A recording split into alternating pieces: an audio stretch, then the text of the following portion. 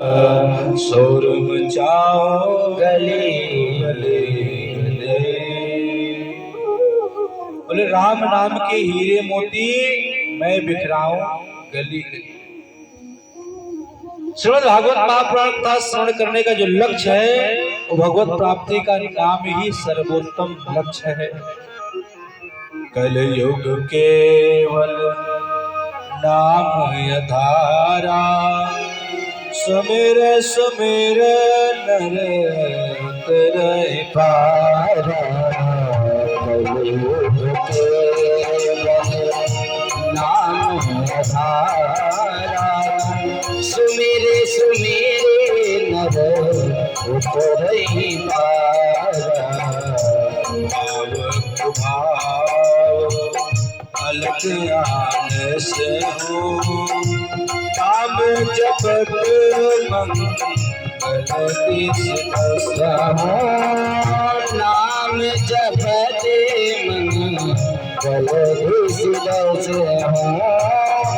नाम जपत मंगल दिस हो। बोले भाव कुभाव अलख आलसों नाम जपत मंगल दिस दिस। दसों दिशाओं की रक्षा करने वाला केवल एक ही है, वो क्या है? भगवत नाम। और इस कलिकाल में विशेष, इस कलयुग में आप सभी जानते होंगे वृंदावन के एक बहुत अच्छे संत हैं पूज्य श्री प्रेमानंद जी महाराज। इस समय सभी लोग जान रहे होंगे। हम 2011 की बात है जब से वृंदावन में आवास हुआ, निवास हुआ राधा रानी की गोद में। 2006 से लेकर आपके अयोध्या में ही उपस्थित रहे। लेकिन पूज्य श्री प्रेमानंद जी महाराज जी नाम के ही बल पर महाराज श्रीधाम वृंदावन में उन्होंने एक ऐसा अलग जगह दिया है कि कम से कम कुछ नहीं तो 50,000 से 1 लाख जनता रात्रि में 12 बजे से लेकर खड़ी होती है, सुबह 6 बजे तक इंतजार करती केवल एक झलक दर्शन करने के लिए, केवल मात्र देखने के लिए, सत्संग के लिए नहीं, वार्तालाप के लिए नहीं। वार्तालाप के लिए 2-2 दिन 3-3 दिन नंबर लग जाएगा तब कभी मिल जाएगी पर्ची। अब ये सोचिए किसके प्रभाव पे? नाम के प्रभाव पे। ऐसा नहीं कि राधा रानी का नाम नहीं था, पहले भी राधा नाम था, है और रहेगा, लेकिन कोई एक निमित्त बनता है। वृंदावन में जो इतना भीड़ इस समय चल रहा है, इस समय ये जो महीना चल रहा है इसको क्या बोलते हैं? लोध का महीना, मलमास, अधिक मास, पुरुषोत्तम मास, अनेकानेक नाम से जाना जाता है। ये मास विशेष प्रिय है, पुरुषोत्तम मास। ये स्वयं भगवान ही अपने भक्त प्रहलाद को बचाने के लिए ही इस महीने को उन्होंने बनाया है, जिसमें नरसिंह भगवान का अवतार लिया। यही महीना चल रहा है क्योंकि हिरण्यकश्यप जो था महाराज वरदान मांग लिया था ब्रह्मा जी से, मैं 12 महीनों में किसी दिन मुझे कोई मार ही नहीं सके, तो भगवान को 13वां महीना उसके लिए ही बनाना पड़ा, जो 3 साल में एक बार जाकर आता। महाराज इतना महिमा है इसमें। वृंदावन में परिक्रमा आप करेंगे तो आपका पैर इतना चल जाएगा कि एक दूसरे से पैर लग जाएंगे, आप चल नहीं पाएंगे, इतनी भीड़ चल रही है परिक्रमा करने की। अभी अपनी अयोध्या में उतनी ज्यादा, ये बैराग की भूमि है। अयोध्या क्या भूमि है? बैराग की, इसलिए यहाँ पर महाराज विशेष शांत वातावरण है। वृंदावन धन्यम वृंदावनम तेन भक्ति नित्य। वृंदावन अपने आप में धन्य है, वृंदावन की भूमि धन्य है, वृंदावन की रज की धन है, रज की महिमा है महाराज। रज रानी और महाराज भक्ति महारानी, यमुना महारानी, राधा रानी, उस वृंदावन की महिमा वृंदावन के रज से है। आप वहां पर जाएंगे तो आपको महाराज ऐसा भान नहीं लगेगा कि हम बहुत दूर आ गए, लगेगा मैं अपने घर में हूं, राधा रानी की गोद में बैठा हूं। ऐसे सुंदर महाराज वहां की वातावरण, वहां की लीला, वहां की छवि का स्वरूप है, ऐसी महिमा है। इस संसार में भैया भगवत नाम से बड़ा इस संसार में कोई सुख जीवन में नहीं। अगर आप अपने जीवन में सुखमय जीवन यापन करना चाहते हैं तो भगवत नाम की आराधना करना प्रारंभ कर दीजिए, क्योंकि प्रथम दिवस से लेकर और सप्तम दिवस तक केवल यही शिक्षा दिया जाता है कि भैया आप लोग भगवत नाम के लिए अग्रसर हो जाइए। एक घड़ी आधी में पुनियार, तुलसी संगत साध के हरहि कोटि अपराध। एक समय, आधे समय, एक सेकंड का समय केवल भगवत नाम के लिए निकालिए। आपके 24 घंटा नहीं मांगा जा रहा है। 24 घंटा आप परिवार को, संसार को दीजिए, 23 घंटा आप संसार को दीजिए। केवल महाराज 5 मिनट भगवान के लिए आप दे दीजिए, आपका जीवन परम मंगलमय हो जाएगा। लेकिन हम 5 मिनट भी नहीं दे पाते हैं। 3 बार भोजन भजन 1 बार, इसमें भी आते हैं झंझट हजार। 3 बार भोजन हमको कंफर्म है। सुबह 9 बजे नाश्ता, 12 बजे भोजन, सायंकालीन फिर 9 बजे भोजन चाहिए। लेकिन भजन आज नहीं तो कल कर लेंगे, इसीलिए हम आप पीछे होते जा रहे हैं। और ये केवल कहां पर, सनातन संस्कृति की जो अनुयायी है उन्हीं के लिए सबसे बड़ी समस्या बन रही है। और किसी धर्म में, पंथ में ऐसा नहीं है। वो अपने मजहब के पक्के हैं, वो अपने नियम के पक्के हैं, लेकिन हमारे सनातनी अपने नियम के कच्चे हैं, इसीलिए जगह जगह मार खाते जा रहे हैं। अगर उनको कह दिया जाए भैया मंगल आरोप को हनुमान चालीसा का पाठ करना, तो महाराज एक मंगलवार करेंगे। अगर उनका काम नहीं होगा कहेंगे महाराज ऐसा करो, हनुमान जी का आप अपने पास रखो, हम तो चले गणेश जी के पास। वहां काम नहीं होगा, पहुंचे भैया अभी मेरे बस की बात नहीं है, श्री शिवाय नमस्तुभ्यम। पहुंच गए श्री कहां, सीहोर महाराज। हम जा रहे हैं सीधे काशी विश्वनाथ पास महाराज, हनुमान जी काम नहीं दे रहे हैं, विश्वासी नहीं है। लेकिन और सबको अपने इष्ट में विश्वास है। अरे भैया आप सेविंग कराने जाते हो तो एक नाई के ऊपर आप विश्वास करते हो कि सेविंग कराने बैठे हो तो मेरा केवल सेविंग करेगा, चाहे तो 1 रुपये ब्लेड से आपका गला भी उतार देगा, लेकिन आपको विश्वास है मैं सेविंग कराने बैठा हूं। लेकिन भगवान के ऊपर विश्वास नहीं। और फिर कहते महाराज हमको फल नहीं मिल रहा है। फल कब मिलेगा? जब आप विश्वास करोगे तब मिलेगा। विश्वास है ही नहीं तो फल कहां से मिलेगा? इसलिए भैया श्रद्धा विश्वास रूपिणो विश्वासो फलदायक है। पहले हमको परमात्मा में श्रद्धा होनी चाहिए, आस्था होनी चाहिए, फिर विश्वास होना चाहिए, तो आपका आस्था विश्वास ही आपको फल दे देगा। यहाँ पर इतने लोग बैठे हैं, जरा बताइए हनुमान जी के चरणों में कल मंगलवार था, परसों था, कल ही था ना, कितने लोग गए थे हनुमानगढ़ी? अब बताइए। कर्नाटक से, अच्छी बात है महाराज जी हमारे गए थे, कर्नाटक से, तमिलनाडु से, आंध्र प्रदेश से महाराज, दुनिया के आदमी इस समय अयोध्या में तांता लगाए हुए हैं महाराज। जगह नहीं है सरयू स्नान करने का। हम लोग कहते महाराज घर का ढोल सुहावन लागे है, कहते अरे महाराज अयोध्या हमारे पास में, क्या करना है, आज नहीं कल चलेंगे, एकादशी को चलेंगे, नहीं अमावस्या चला जाएगा, अमावस्या और अच्छा है। फिर कोई कहेगा कहाँ चक्कर पड़े हो, 10 किलोमीटर पूर्णिमा चलेंगे, स्नान कराएंगे। अब महाराज ना एकादशी पहुंचेंगे, ना अमावस्या पहुंचेंगे, ना पूर्णिमा ही पहुंचेंगे। ये तो हमारी स्थिति है। लेकिन और सनातन संस्कृति की केवल एक ही है, आप द्वेष कीजिए, लेकिन जहां सनातन की बात आ जाए वहां पर सब एक होकर रहिए सुंदर कार्य में, तब आप आगे पहचान बना पाएंगे। हम लोग इसीलिए कमजोर हो रहे हैं। कथा श्रवण करने का मतलब है अपने जीवन का उद्देश्य क्या है, भगवत प्राप्ति, और इससे हम विमुख होते जा रहे हैं। जब महाराज में 55 का उम्र का हो जाता तो हमको भगवत उपासना करने के मन में जागृति होती है। अच्छा ये बताइए, पुष्प होता है, खिला हुआ पुष्प आपको अच्छा लगता है कि महाराज सूखा हुआ मुरझाया हुआ? आप बताइए। माला है, पुष्प है, तो आपको खिला हुआ पुष्प अच्छा लगता है ना कि सुंदर है भैया। अब आप जब महाराज दांत पत्ती से टूट जाएंगे फिर चलेंगे भगवान का भजन करने के लिए, घुटने में दर्द प्रारंभ हो जाएंगे, सीढ़ी चढ़ नहीं पाएंगे, फिर चलेंगे परमात्मा की प्राप्ति करने के लिए, कहां हो पाएगा? इसलिए समय से पहले ही हमको जागृत हो जाना चाहिए। ऐसे श्री सुखदेव भगवान कहते हैं, इसका चिंतन करना चाहिए, स्मरण करना चाहिए। नैम से सोतमासीन अविवाद्य महामतिम कथामृत रसास्वाद कुशलासन को ब्रवी।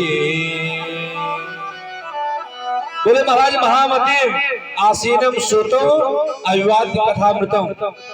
वक्ता कैसे? बोले महामती प्रखर बुद्धि वाला होना चाहिए। बोले श्रोता, बोले कथामृत रसा स्वाद कुशला, जो कथा श्रवण करने में कुशल और प्रवीण हो, ऐसे श्रोता होना चाहिए। क्योंकि श्रोता और वक्ता दोनों का एक ही स्वरूप है। सच्चे श्रोता होते हैं जो कथा प्रारंभ होने से पूर्व आ जाए और कथा सुने, चिंतन करें, स्मरण करें और आरती प्रसाद लेकर अपने घर के लिए प्रस्थान करें। ये होते हैं श्रोता। दूसरे होते हैं श्रोता, जो महाराज सुपारी काटा जाता है उसको बोलते हैं श्रोता, जो स्वयं नहीं सुनेंगे और दूसरे सुनने नहीं देंगे। अरे पांडित जी, आपको ऐसा पंडाल यहाँ नहीं, यहाँ लगाना चाहिए था। पांडित जी, आप कुर्सी नहीं लगाए, माइक और लगानी चाहिए थी, आवाज नहीं जा रही है। साउंड ऐसा नहीं, ऐसा करना चाहिए था। न स्वयं सुनेंगे न दूसरे को सुनने देंगे। अब एक होते हैं श्रोता, जो किसी से कोई मतलब नहीं है, क्या हो रहा क्या नहीं हो रहा, चुप मार कर अपना महाराज आए, घर में बच्चे सोने नहीं दे रहे हैं, यहाँ सुंदर आए, मंद मंद संगीत चल रहा है। अच्छा, जब कथा चलती तो नींद भी बहुत सुंदर आती है। जो दवाई खाकर महाराज नींद नहीं आएगी, वो यहाँ कथा सुनते रहिए, अपने आप आलस से प्रारंभ हो जाएगा, जवाई आना प्रारंभ हो जाएगा, निद्रा देवी प्रकोप चालू कर देंगी। ये सब कथा में ही चालू होता है। तो सच्चे श्रोता कैसे? बोले महाराज अगर श्रोता तो वक्ता वक्ता। इसलिए सच्चे श्रोता यही है कि सुंदर कथा का चिंतन करें, स्मरण करें। बोलो क्या है? बोले नैमिषारण्य की पावन भूमि में जो साधकों की सिद्धि देने वाला है, जहां पर महाराज पूर्व काल में मनु महाराज उनकी धर्मपत्नी शत्रुपा 23,000 वर्ष तक साधना करी थी। नैमिषारण्य कितने लोग गए अब बताइए? जो श्री सत्यनारायण भगवान का उद्गम है, कथा जहां से प्रारंभ होता है, नैमिषारण्य तीर्थ सबसे पुराना तीर्थ यही है। कौन सा है सबसे पुराना तीर्थ? कौन सा है? नैमिषारण्य, जो लखनऊ के पास सीतापुर डिस्ट्रिक्ट में है। नैमिषारण्य बहुत अच्छा तीर्थ है, आप कभी जाइएगा। बोलो कैसे? नैमिषवर तीरथ पर नैमिष विख्याता, तीरथ पर नैमिष विख्याता, अति पुनीत साधक सिद्धाता, अति पुनीत साधक सिद्धाता, से तो समाजा सहिता तो समाजा, रस चलो मन राजा, रस चलो मन राजा। तीर्थवर नैमिष विख्याता, जो तीर्थ आज महाराज नैमिषारण्य तीर्थ सबसे प्राचीनतम तीर्थ वही है। बोलते महाराज अरण्य मतलब होता है जंगल, और निमि होता है जो सुदर्शन चक्र का, जैसे अपने साइकिल के अंदर जो ध्रुआ होता है लगा रहता है, इसमें चैन चढ़ता है, उसी तरह महाराज सुदर्शन रहते जो उसकी निमि रहती है, उसको निमि बोलते हैं। और अरण्य मतलब होता है जंगल महाराज, जहां मुनियों और सिद्धों का समाज बसता है, जहां अनेकानेक अमलात्मा विमलात्मा संत महात्मा महाराज साधना करते हैं, भजन करते हैं, कठोर तपस्या करते हैं महाराज। अत्यंत कुशल से सेवक की महाराज महामती श्री सूर्य से प्रश्न करते हैं। अज्ञान ध्वांत विध्वंस कोटि सूर्य प्रभा, चोताख्याय कथा सारम मम कर्ण रसायनो। सूर्य जी महाराज कहते हैं, सूर्य जी महाराज हमको ऐसी कोई कथा सुनाए जो हमारे कर्णों को प्रिय लगे, हमारे कानों को प्रिय लगे, ऐसी कथा आप सुनाए। सूर्य जी सर्वप्रथम से सूर्य महाराज से महाराज प्रशंसा की। श्री सूर्य महाराज हमारे समस्त कथाओं का सार सुनाइए। कथा सारम आख्याय, केवल कथा ही नहीं, उसका जो मुख्य सार है आप उसको हमको सुनाइए। विवेक का उदय जिससे हो महाराज, ऐसी कोई कथा सुनाए।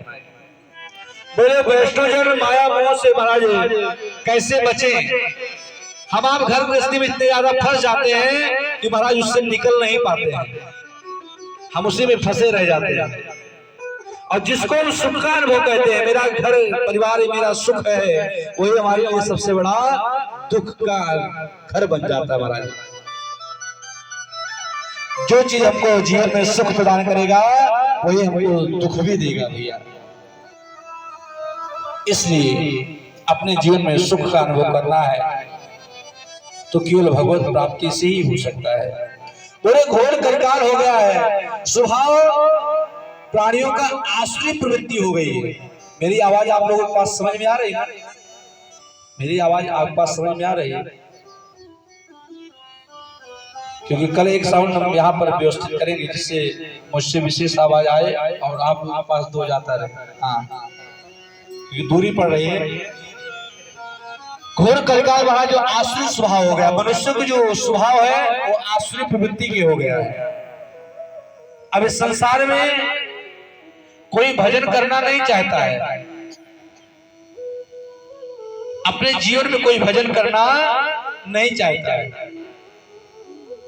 कृष्ण प्राप्ति करम सस्व साधन तद्वदाधुना। हमको कोई ऐसी सरल रास्ता बताएं जिससे महाराज हम सरल से सरल स्थान पर बैठकर कथा श्रवण कर सके और भगवत प्राप्ति करने का महाराज अनुभव हमको हो सके। ऐसी सुंदर को रास्ता बताए महाराज। चिंतामय लोक सुखम सुरद्धो स्वर्ग संपदम। यदि हमारे पास चिंतामणि हो तो महाराज हमें लौकिक सुख प्रदान कर सकती है, लेकिन हमको कल्प वृक्ष मिल जाए तो ज्यादा ज्यादा स्वर्ग की संपत्ति प्रदान कर सकती महाराज। लेकिन जो योगियों को दुर्लभ ग्रंथ श्रीमद् भागवत महापुराण है, ये महाराज हमको जीवन में सब कुछ हमको प्रदान कर सकती है। केवल पृथ्वी की संपत्ति को दे सकती है और कल्प वृक्ष केवल स्वर्ग की संपत्ति को दे सकती है। किंतु अगर गुरु अच्छे मिल जाए महाराज, श्रेष्ठ गुरु मिल जाए तो उनको महाराज पूरे संसार की संपत्ति को प्रदान कराने में श्रेष्ठ होते महाराज। इसलिए हमारे गुरुदेव श्रेष्ठ होना चाहिए। और आपके प्रश्न ऐसे हैं जो जगत का मंगल करे, जगत का कल्याण करने के लिए ही आपने ऐसा सुंदर प्रश्न किया। आपके प्रश्न सार्वभौम है, जिस प्रश्न के उत्तर से सभी जीवों का कल्याण होगा महाराज। आपने ऐसे सुंदर प्रश्न किया है। काल रूपी सर्प महाराज मुख का सभी लोग ग्रास बनते जा रहे हैं और सुखदेव भगवान कहते हैं श्रीमद् भागवत महापुराण एक ऐसा ग्रंथ है जो हमको इस काल रूपी काल से दूर करने का श्रेष्ठ साधन है। बोले कैसे? काल प्याल मुख ग्रास दास निर्णास है तबे श्रीमद् भागवतम शास्त्रमो कलकीर्ण भासितम। कब मैं जवान था, कब मैं युवा था और कब मैं वृद्धावस्था की तरफ आ गया, हमको आपको पता चल ही नहीं पाया भैया। हम प्रतिक्षण हमारा समय घटता जा रहा है, प्रतिपल क्षण महाराज घटता जा रहा है। एक एक क्षण महाराज हमारे लिए काल के स्वरूप है, लेकिन फिर भी हम अपने आप को समझ नहीं पा रहे हैं कि हमको जीवन में करना क्या चाहिए, किस लिए भगवान ने जीवन दिया है। बोले क्यों? जन्मांतरे भवे पुण्यम तदा भागवतो लभे। जन्मांतरे भवे पुण्यम, एक जन्म नहीं, अब जन्म जन्मांतर के जब पुण्य सुकृत जब उदय होते हैं, माता पिता बुजुर्गों को जब आशीर्वाद प्राप्त होता है, पितरों का आशीर्वाद प्राप्त होता है, तब महाराज ऐसा सुंदर श्रीमद् भागवत महापुराण कथा संभव हो पाती है।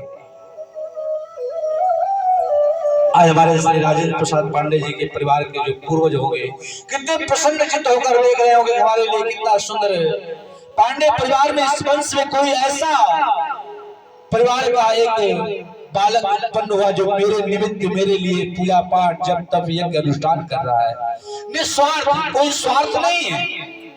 अगर वो चाहते तो अपने लिए महाराज स्वयं अपने घर में बुलाकर कोई कार्य कर देते, कार्य खत्म हो जाता है, लेकिन सार्वभौम जिससे सबका मंगल हो। हम स्कूल जाते हैं, बच्चे को मास्टर पढ़ाते हैं, मास्टर 100 बच्चों को पढ़ाते हैं, अगर कोई एक बच्चा महाराज अफसर बन जाता है तो उस मास्टर का नाम रोशन हो जाता है। मेरा पढ़ाया हुआ शिष्य आज इस जगह अधिकारी है, कितना बड़ा नाम होता है, उसको गौरव होता है, वो सबको पढ़ाता है। अब शिक्षा सबके लिए है, लेकिन कौन कितना उसका अनुभव कर रहा है वो उसके लिए अनुभव का विषय है। बोले कैसे? परीक्षित है कथाम वक्तुम सभाया संस्थिते सुखे सुधा कंपम गृहत देव देवास्तत् समागमन। श्री सुखदेव जी महाराज परीक्षित रहते हैं, श्रीमद् भागवत महापुराण कथा आप सुना रहे थे, तब सब देवता अमृत का कलश लेकर आए, आपने उनको भगा दिया महाराज, कथामृत का पान नहीं किया। बोले क्यों? बोले कथामृत उस अमृत से श्रेष्ठ नहीं, अमृत से श्रेष्ठ कथामृत है। अमृत को पान करने से अमर हो सकते हैं, लेकिन कथामृत का पान करने से भगवत प्राप्ति हो जाएगी, और अगर भगवत प्राप्ति हो गया तो समझ लो भैया आपकी कथा श्रवण करना सार्थक हो गया। बोले कैसे? देवताओं की चतुरता देखकर भगवान सुखदेव मुस्कुराते हैं। को सुधा को कथा लोके को काचा को मणिर महान ब्रह्मरात विचार्य तदा देवांजहास। पूरे संसार में कहा अमृत और कहा कथा जैसे कांच का टुकड़ा और मणि की तुलना का बराबरी कोई नहीं कर सकता है। कहा कथा अमृत मणि है, और महाराज जो अमृत है वो कांच का टुकड़ा है, कांच का टुकड़ा और महाराज मणि, तो महाराज जो जेवरसी होगा, जेवर को विक्रेता होगा, वही महाराज उसको पूर्ण कर सकता है। ऐसे सुंदर महाराज है इस मंगल में कथामृत का जो आप पान कर रहे हैं। एवं विचार देवा का देवा जहां, बोले यही सोचकर श्री सुखदेव जी देवताओं को महाराज हंसी उड़ाई और कहा सुधामृत बेस्वाद है, सीमित है, अब कथामृत सुस्वाद है, असीमित है। महाराज कथामृत पाने के बाद महाराज एक ना एक दिन हमको मोक्ष की प्राप्ति होगी, मरना पड़ता है।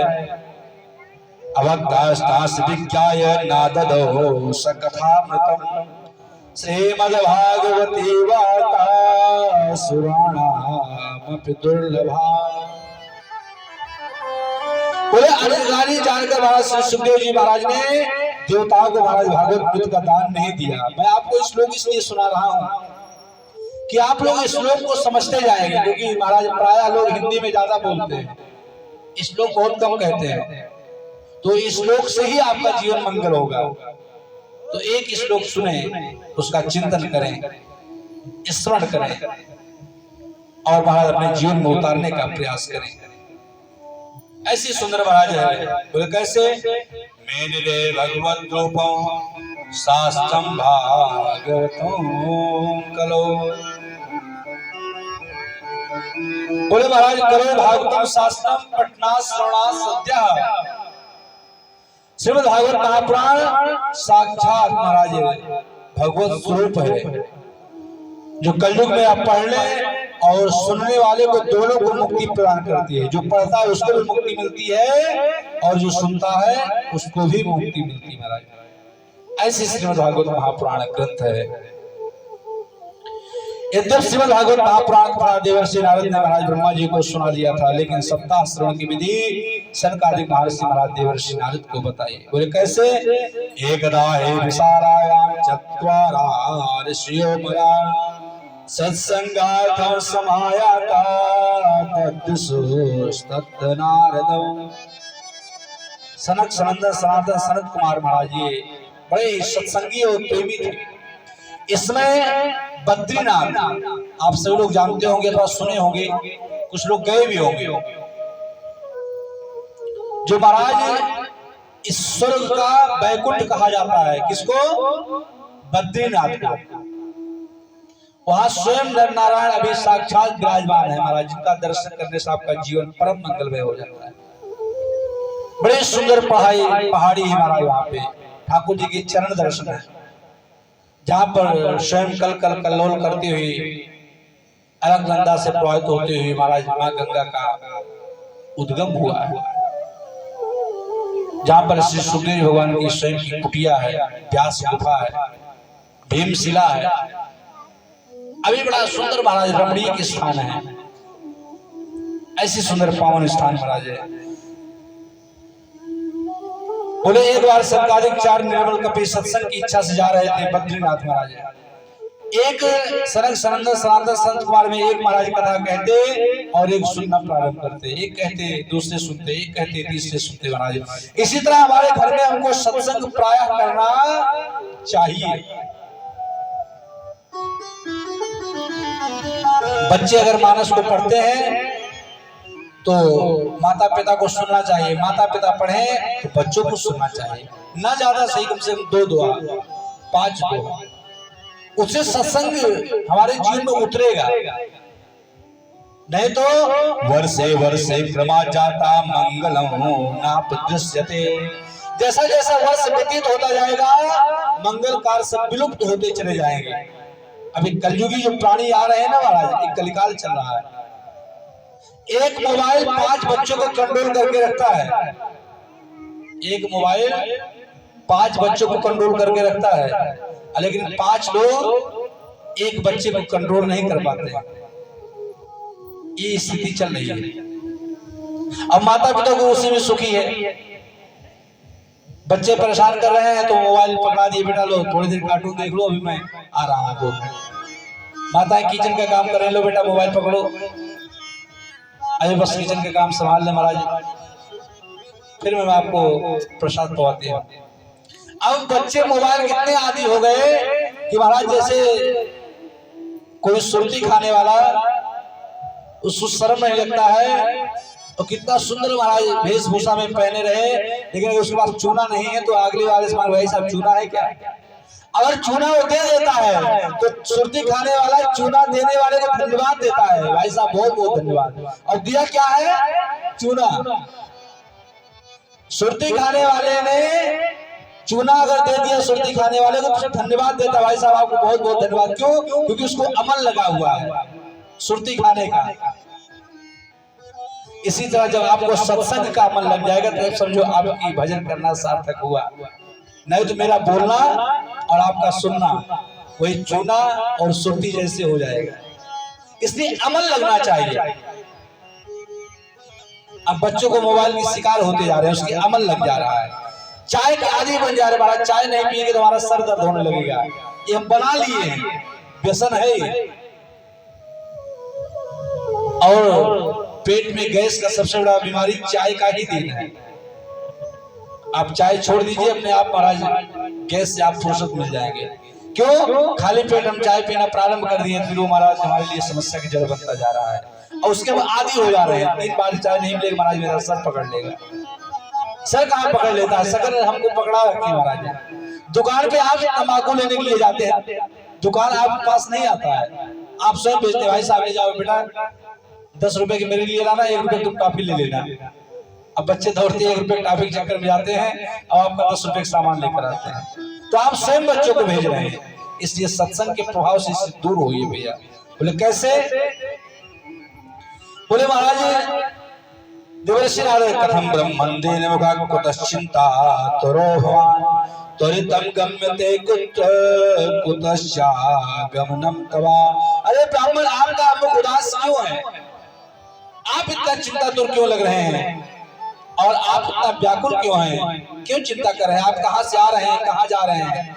देवर्षि नारद ने कहा इस समय आप ऐसे लग रहे हैं मानो जैसे महाराज किसी का घर से चोरी हो गया, महाराज किसी का धन चोरी हो गया। महाराज आपके पास कौन सा धन है? आप तो संत महात्मा है, आपके पास तो भगवत नाम का ही सबसे बड़ा धन है, और फिर आप ऐसा मुंह लटकाए हुए क्यों घूम रहे हैं? अगर आपको महाराज मन में चिंता हो जाएगी तो सांसारिक लोग क्या करेंगे? आप क्यों चिंतातुर हो रहे हैं? देवर्षि नारद कहा एक मारो हम भी आपके जैसे इस सत्संग के प्रेमी हैं। कथा मात्रेक जीवनम। सत्संग क्या है? अच्छे संतों का संग करना ही सत्संग है। अथवा अपने जीवन की दिनचर्या को अच्छे संग में व्यतीत कर लीजिए, वही सत्संग है। सत्संग और नहीं है, हमको जीवन में जीना सिखा दे, वही हमारी सत्संग है। कथा श्रवण करना, अभी धन्यवादी का मैं आपको चरित्र सुनाऊंगा, उसको सुनने से आपकी मुक्ति नहीं होनी है। आपकी मुक्ति होनी है परमात्मा के नाम को लेने से। वो तो श्री गोकर्ण जी महाराज जी ने सुनाया, उनकी मुक्ति हो गई, लेकिन मेरी मुक्ति कैसे होगी, मेरा जीवन कैसे आगे बढ़ेगा। महाराज जवानी से लेकर बचपन से जवानी, जवानी से बुढ़ापे पे आ गए, फिर भी मेरा जीवन सुधर नहीं रहा। हम प्राय वही कार्य करते महाराज, सुबह से लेकर शाम तक दिनचर्या में लगे हुए, फिर भी जीवन की लाभ नहीं ले पा। बोले कैसे? आशा वसन व्यसन याति नहीं, आशा वसन व्यसन याति नहीं, रघुपति चरित होए ता सुनहि, रघुपति चरित होए ता नहीं, निर्मल चरण सो मोहि पावा, निर्मल मन जन सो मोहि पावा, मोहित पट चल छिद्र न पावा, मोहित पट चल छिद्र न पावा। बोले निर्मल मन जन सो मोहि पावा, मोहि कपट चल छिद्र न पावा। भगवान की यश का गान करने के लिए हमारा मन निर्मल होना चाहिए। कैसे? आशा वसन व्यसन या कि नहीं, और रघुपत चरित होता सुनहि जा। अगर ये कथा सार्वभौम होता श्यामगा जी के स्तर पर, जैसे किसी ब्रह्म बाबा मान लीजिए स्थान पर, अथवा आज शक्ति जगत जननी दुर्गा जी की मंदिर में, आपके मंदिर पे होता है, तो वहां कोई ये नहीं ढूंढता भैया हमको नहीं बुलाया गया है। लेकिन जब पर्सनल कथा हो जाता है, लोग चाहते महाराज हमारे घर तुलसी आ जाए, तुलसी दल पहुंच जाए, तो मैं कथा सुनने जाऊं। तो लोगों को आमंत्रित भी करना चाहिए, कार्ड भी देना चाहिए, आमंत्रण करना चाहिए, लेकिन फिर भी भगवान की जहाँ कथा हो वहां आमंत्रण की आशा नहीं करना चाहिए, स्वतः महाराज पहुंच जाना चाहिए। बोले अच्छा, बोले महाराज सत्संग की इच्छा से हम पृथ्वी पर महाराज आए, किंतु जहां कहीं हमारे मन को शांति नहीं मिली, हरे क्षेत्रम कुरुक्षेत्रम श्रीरंगम सेतु बंधनम, इससे बड़ा कोई धर्म नहीं है हमारे जीवन में। लेकिन सत्य हम बोलते कैसे हैं? प्रातः काल में महाराज मोबाइल चालू होता तो झूठ बोलना प्रारंभ कर देते हैं, झूठे लेना झूठे देना। बैठे हुए हैं महाराज मलिकपुर में, बता रहे हैं अयोध्या धाम में बैठे हैं महाराज अयोध्या में, और बता रहे हैं लखनऊ पहुंचे भैया, तो प्रारंभ हो जाता मोबाइल से महाराज। इसलिए परहित सरिस धर्म नहीं भाई, और पर पीड़ा सब नहीं अधमाई महाराज। बोले सत्य लास्ट कलयुग, इस कलयुग में सत्य नहीं है, इस कलयुग में सत्य नहीं है। तो बोले भैया फिर? बोले तप तो है। बोले महाराज तप आधार सब शिष्ट भवानी, और करे जाए तब अस जिए जानी। अब महाराज तप भी नहीं है। बोले क्यों? कोई 1 घंटा तपस्या नहीं कर सकता है, यहाँ पर 3 घंटा बैठना महाराज, उसमें भी टाइम देखा जाता है। कह रहे महाराज बड़ा समय हो गया है, और कहीं अगर गप सड़ाका लगाने के लिए चले गए महाराज, ताश खेलना प्रारंभ कर दिए, जुआ खेलने लगे महाराज। आजकल तो मोबाइल में भी महाराज चल रहे हैं, गेम खेलना प्रारंभ कर दिए, पूरा दोपहर बीत जाएगा, भोजन किए कि नहीं किए इसका भान नहीं रहेगा। लेकिन सत्संग के लिए बैठेंगे तो महाराज बार बार घड़ी पे दृष्टि जाएगी, अरे कितना समय हुआ भाई। बोले कैसे? बोले स्वच्छता, बोले इस कलयुग में स्वच्छता भी नहीं है, बोले पवित्रता नहीं है, साफ है लेकिन शुद्ध नहीं है। जैसे आपका वस्त्र है, शुद्ध है, कपड़ा है, नया है, नवीन है, लेकिन अगर आप नहीं महाराज घूम टहल लिए, जब तक उसको आप क्यों न केवल जल से धुल दिए, तब वो पवित्र पहनने योग्य हो गया। अगर आप जल से नहीं धुले तो महाराज वो पवित्र नहीं है, साफ है, शुद्ध है, लेकिन पवित्र नहीं है। अब तो महाराज नया फैशन चल रहा है, प्रसाद भोजन बनता वहां भी महाराज चप्पल पहन के ही बनाया जा रहा है। बोलते महाराज ये मेरे किचन का स्लीपर है। तो नए जमाने के लोग, नए जमाने के फैशन, फैशन आई चप्पल हवाई, वही वाला हाल है कि फैशन के तौर में लोग बिगड़ते जा रहे हैं। अरे भैया इतनी चद्दर उतना फैलाना चाहिए जितने पैर को उतनी बड़ी अपनी चद्दर हो कि पैर ढक जाए कि समाज में हमारा हाथ प्रयास नहीं हो। लेकिन लोग फैशन के चक्कर में महाराज चाहे हमको 50 लाख क्यों ना हमको कर्ज लेना पड़े, लेकिन मैं अपने बेटे की शादी करूंगा तो महाराज फॉर्च्यूनर ही लूंगा, चाहे पूरी खेत बिक जाए। तो ऐसे शादी करने से क्या पता लगे कि महाराज 50 साल आप काम करते रह जाओ। तो अपने हिसाब से कार्य करना चाहिए, किसी को देखने में नहीं। बहकावे वाले आपको बहुत मिलेंगे, अरे महाराज ऐसा नहीं ऐसा कर दो। जब तक आपका विवाह नहीं हुआ तब तो बहुत लोग बताने वाले मिलेंगे, विवाह हो जाएगा तो महाराज आपको वस्त्र देने वाला कोई नहीं मिलेगा। जब तक बेटा बेटी नहीं हुए तो महाराज अरे आपको कोई बेटा नहीं हुआ बेटी नहीं हुई। लेकिन जब आप पढ़ने लगेंगे बेटा बेटी तो कोई पढ़ाने वाला नहीं मिलेगा, फिर आपको ही पढ़ाना लिखाना है। तो क्या कहेंगे लोग, जीवन का सबसे बड़ा यही है रोग, इसलिए हम हैं परेशान, लोग से परेशान है। क्या कहेंगे लोग, जीवन का सबसे बड़ा यही है रोग, ये रोग है लोगों का। लोग क्या कहेंगे, अरे क्या कहेंगे कहने वाला आप देखेंगे तो आपको जीने नहीं देंगे। अगर आप जीना चाहेंगे महाराज तो आपका पैर नीचे पड़ के गिरा देंगे, जमीन पर आपको चलने लायक नहीं छोड़ेंगे। ऐसे संसार में लोग हैं। बोले कैसे, बोले दया, बोले महाराज दयाया सर्वभूतेषु, अब दया भी नहीं है। बोले कैसे, बोले महाराज किसी की चोट लगता है तो लोग रील बनाते हैं, इंस्टाग्राम ट्विटर फेसबुक और महाराज इसमें डालते हैं, लेकिन कोई बचाने वाला नहीं है। कोई आपको मोटरसाइकिल से आपको उठाकर खड़ा नहीं करेगा, वीडियो बनाना प्रारंभ कर देगा, रील बनाएगा, ट्विटर पे लोड करेगा, इंस्टाग्राम पे डालेगा, हाँ ये हाल चाल ऐसी स्थिति हो गई, लेकिन आपको बचाने वाला कोई नहीं है। दया भाव खत्म हो गया।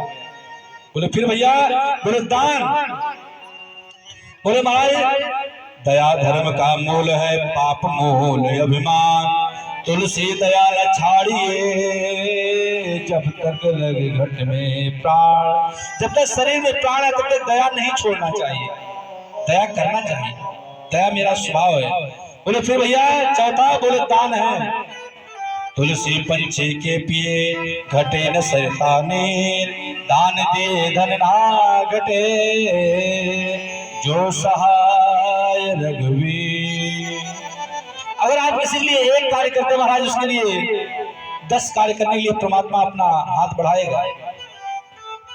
आप एक कदम चलेंगे 60 कदम वो स्वयं चलेगा, व्यवस्था वो करेगा। अब आप जो देख रहे हैं आपको आश्चर्य लगेगा, और ये मैं प्रत्यक्ष आपको मैं बता रहा हूं, इसमें कोई ये बात नहीं कहने का विषय। केवल श्रीमद् भागवत महापुराण मूल पाठ प्रारंभ होने का चर्चा हुआ, मूल पाठ से कहां तक व्यवस्थाएं बनती, कहां तक चली आई, इसकी व्यवस्था आप स्वयं अनुभव कर रहे हैं।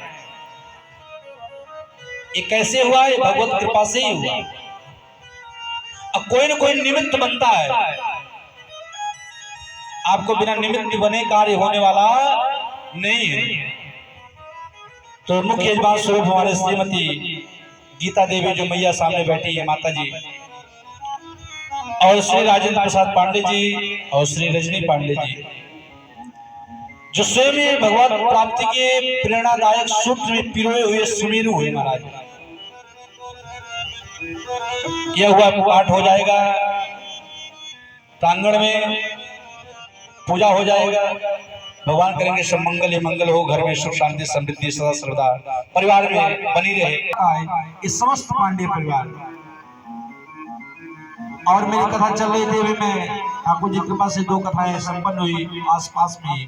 अभी नवीन सब्जी मंडी में जल्द से जल्द प्रारंभ हुई थी, ज्यादा समय नहीं हुआ, 1 मई से ही प्रारंभ हुआ, जो दूसरे महीने में यहाँ प्रारंभ हुआ। और 1 से 9 मई नवीन सब्जी मंडी में, और 9 मई से महाराज अमलिया कला सुल्तानपुर में प्रारंभ हुई, जो 2 कथाएं एक साथ विराम हुई। बिल्कुल संपस्त इसी के अंतराल में चर्चा हो गई इसकी, और बड़े महाराज स्वरूप अनुकरण किया कि इसलिए कि महीना बड़ा सुंदर मिल रहा, पुरुषोत्तम मास का महीना, ऐसा महीना फिर नहीं मिलेगा। इसको बोलते हैं अधिक मास, पुरुषोत्तम मल मास। ये हमारे पितरों की सुख शांति समृद्धि के लिए विशेष महीना का प्रेरणादायक सूत्र है। और एक और मूल पाठ से आपके सम्मुख भागवत भगवान की भागीरथी गंगा बह रही है।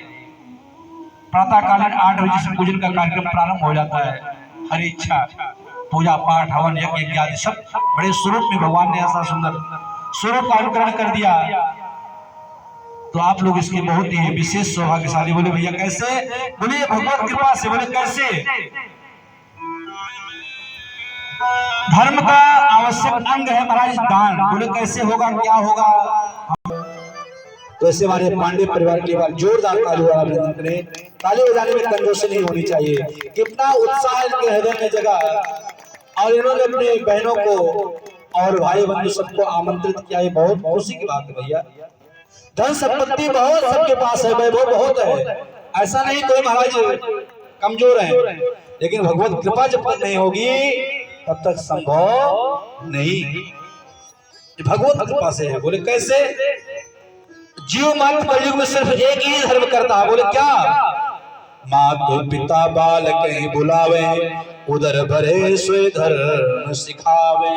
माता पिता भी हमको वही शिक्षा देते हैं जिससे मेरा भरण पोषण हो। शुरू शिक्षा क्या? ABCD सिखाना चालू करते हैं। छोटा से लेकर ज्ञान तक सिखाते हैं, 1 से लेकर 100 तक सिखाते हैं। बोले सार्वजनिक विद्यालय भैया गा से गधा लिखा हुआ है। अब टीचर उसको गा से गधा ही पढ़ाएंगे। बोले क्यों? बोले अगर गा से गणेश पढ़ा देंगे तो सांप्रदायिकता फैल जाएगी। तो सरकार को महाराज उसी में इंटरेस्ट है जिससे सांप्रदायिकता न फैले। तो गा से गधा ही पढ़ रहे हैं महाराज, और वही पढ़ते पढ़े पूरा जीवन व्यतीत हो जा रहा है। किस लिए? केवल भरण पोषण करने के लिए। हमारे माता पिता भी वही करते गए, हमारे दादा परदादा वही करते गए, और हम भी वही करते जा रहे हैं। हम अपने बच्चों को और कोई शिक्षा नहीं दे पाए। हमको भैया जीवन किस लिए मिला हुआ है? हमारा जीवन केवल सुबह से शाम तक भोजन करना, अपने जीवन को भरण पोषण करना, और महाराज यहाँ से फिर रमते राम चले जाना, इसीलिए क्या जीवन मिला है? अरे कुछ ऐसा कार्य करना चाहिए जिससे हमारे जीवन में जो हमारे पितृ हैं, हमारे पूर्वज हैं, हमारे परिवार के जो सदस्य हैं, उन सबकी प्रसन्नता जिसमें वो कार्य करना चाहिए। आज समाज आपके लिए महाराज अगर हम दूसरे के कुआं खोदने का प्रयास करेंगे तो परमात्मा उसका कुआं पहले ही खोद देता महाराज, उसकी व्यवस्था स्वयं बना देता है। इसलिए किसी के प्रति अनहित नहीं करना चाहिए। अगर आप हित न कर सको तो अनहित करने का प्रयास नहीं करना चाहिए। अगर आप हित करोगे तो भगवान अंतर्यामी है, वो आपके हित के लिए अपने आप ही आपका रास्ता महाराज प्रशस्त कर देगा। बोले इसी तरह महाराज बोले कैसे? मिथ्यारंग भरत जो ये ताको संत कहें सब कोई। अब आजकल क्या पाखंड का स्वरूप हो गया है, आपस खंडा पाखंडा महाराज।